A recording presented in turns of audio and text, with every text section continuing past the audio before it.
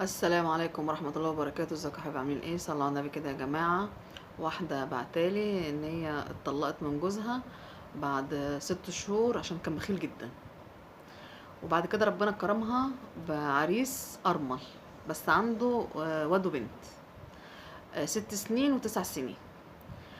فبتقول لما كان بيجيلها كان بيجيبهم معي، فهي حبته واتعلقت بيهم. فكانت عماله بقى تقول انا هتقي الله فيهم عشان يتامى وبحبهم قوي وهعمل ربنا وما تجيش من غيرهم.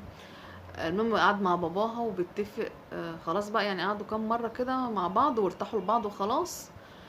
فقعد مع باباها بيتفق وكده، راح قايل له بس انا عندي شرط، ان هي قبل ما نتجوز تروح تعمل عملية ربط عشان مش عايز خلفة.